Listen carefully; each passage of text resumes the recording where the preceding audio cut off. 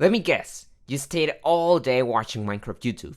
You did something else that isn't related to school, and you don't even understand a single topic. And even worse, tomorrow you have an exam. Well, don't worry, because today is your lucky day. Because your savior, me, Darkly the King of Darkness, is here.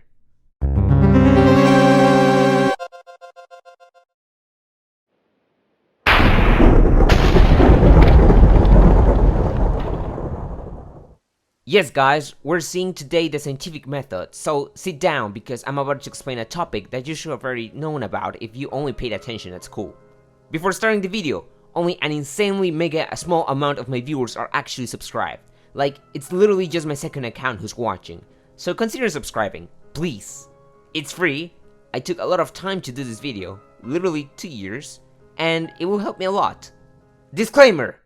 I'm a professional Minecraft mobile PvPer, not a professional scientist. This video is intended to provide a basic and fun understanding of the scientific method based on general knowledge and research. While I have made a huge effort to make sure the information shown in this video is accurate, it is also important to take a look at reliable sources or consult an expert.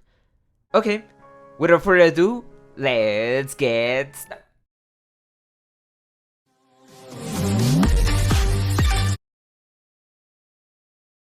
Okay, so the scientific method is really important while doing a scientific research and to ask and answer scientific questions. Every scientist does this. School just doesn't use this topic to torture you, unless you don't want to be a scientist. But who cares? This is still important, even in Minecraft, and here I will show you why. The scientific method consists of mostly between 6 to 9 steps, but here I'll reduce them into 5. So here they go. Observations and research, hypotheses, experiments, data collection, analysis and conclusions, and last but not least, communicate findings. Step 1. Observations and research. Okay, so let's imagine that you're a farmer with a farm that consists of different animals and you only have limited food to feed them. Why only one type? Don't ask. This is where the first part of the scientific method comes in, the observation. You're trying to feed them all with an apple, but it doesn't work. So here comes our first observation. Animals aren't attracted to apples. None of them. You gotta do lots of research and investigation about the mobs and food and gather all of that information. This is your background research, which is actually very important. Really important. You gotta do it or else the teacher will put you 0, or even worse, I will expose your browser history. I'm just kidding. But please, do your background research. This is one of your main pillars for your scientific research. Thanks to the background research, you can finally do the question. In this case, for our little experiment, it will be, which type of food are animals the most attracted to? Okay, now, this is the most confusing part of the scientific method, so pay attention. Step 1.5, identifying variables. Yes, this part kinda scares me the hell out, but don't worry guys, this is actually very easy for a passionate scientist. There are only 3 types of variables, just as the Wither only has 3 heads. The first head is the independent variable. This is the one where you decide the value, changing them all according to your will. In this case, the food. Maybe you couldn't control your inspiration for finding a Minecraft girlfriend, but guess what you can control?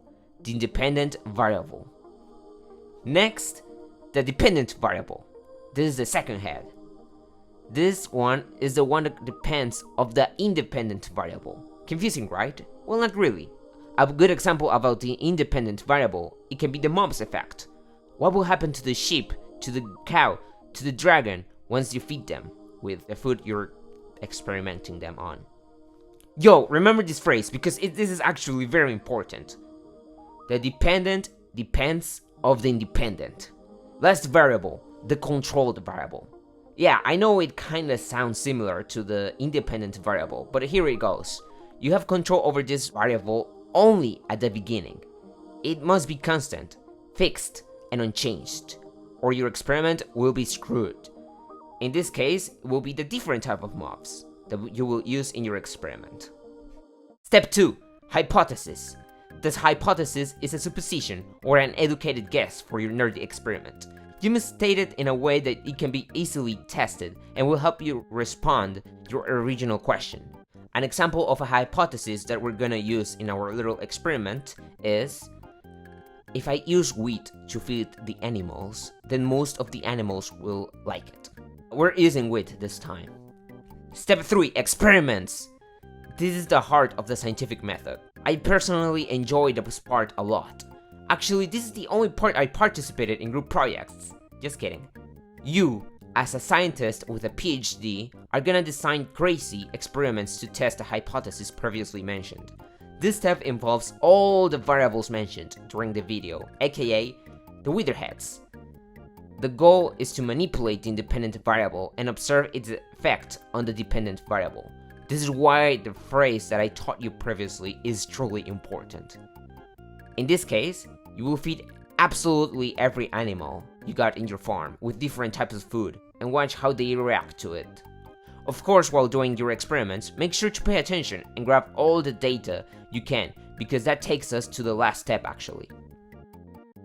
Step 4, data collection, analysis, and conclusion. I really hope you collected all of the data that came out from your experiments. If you didn't, too bad, you need to do it again. After collecting the data, you'll analyze it to determine which type of food attracted the most animals, and then based on your analysis, you will now craft your conclusions. In this case, our little experiment has showed us that most of the animals like wheat, which these are cows, sheep, and mushroom cows. This means that our hypothesis is supported. Let's go! Just in case your hypothesis is not supported, you might need to revise your hypothesis and try a different experiment. Step 5, communicate findings. Of course, you won't be a selfish human being and keep all of the information for yourself.